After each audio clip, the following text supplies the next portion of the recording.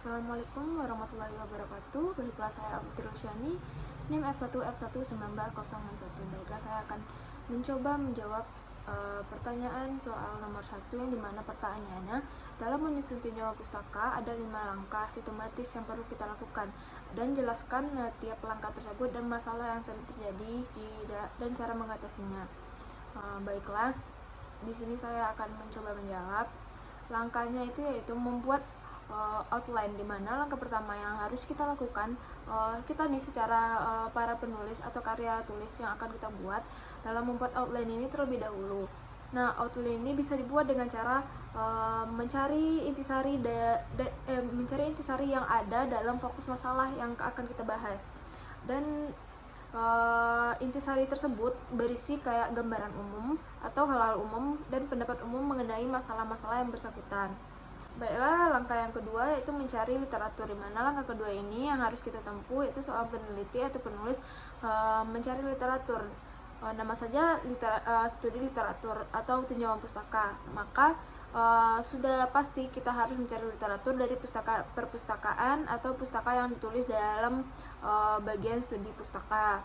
Nah, penulisan itu bisa mencari kayak literatur yang bisa jadi direferensikan dengan mendatangi ke perpustakaannya langsung, atau kita langsung membaca dan mencari jurnal ilmiah yang mendukung. Langkah ketiga yang dalam membuat sebuah studi pustaka atau mencari literatur yang mendukung penelitian ini adalah dengan cara menyusunnya. Agar tidak terkena plagiarisme, maka sebaiknya kita menggunakan bahasa-bahasa kita sendiri dalam menyusun studi pustaka tersebut. Nah, untuk menyusun dengan bahasa sendiri juga memerlukan kayak mempermudah pemahaman penulis dan pembacanya juga. Penulis bisa juga menentukan kayak kita yang mau meneliti, bisa juga menuliskan pendapat atau teori dari literatur yang bisa dibaca dengan berbagai macam metode, mulai dari kayak kutipan langsung atau kutipan tidak langsung maupun dengan metode parafrase. Namun pada metode parafrase ini membutuhkan juga pemahaman penulis terhadap apa yang akan diparafrasekan, meskipun sedikit sulit sih, namun lebih membuat pembaca lebih mudah memahami. Dan yang selanjutnya melihat umum bagian judul. Nah, di mana bagian akhirnya penulis itu bisa melihat bagian judul dan juga bisa menyusun studi pustaka agar lebih mudah.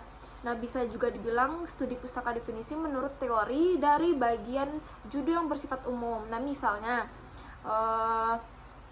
dengan menyusun tinjauan pustaka itu langkah demi langkah dengan benar dan sistematis, maka penulis akan lebih mudah dalam menyusunnya.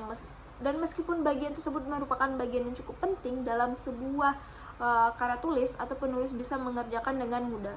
Jadi ikutilah langkah-langkah yang telah kita jelaskan sebelumnya dengan urutan yang paling benar, dan itu akan mempermudah kita. Dan adapun kayak tinjauan pustaka itu ada seperti tinjauan pustaka untuk proposal skripsi, atau tinjauan pustaka untuk makalah, dan juga ada tinjauan pustaka untuk karya ilmiah. Nah, sekian jawaban dari saya. Saya ucapkan assalamualaikum warahmatullahi wabarakatuh.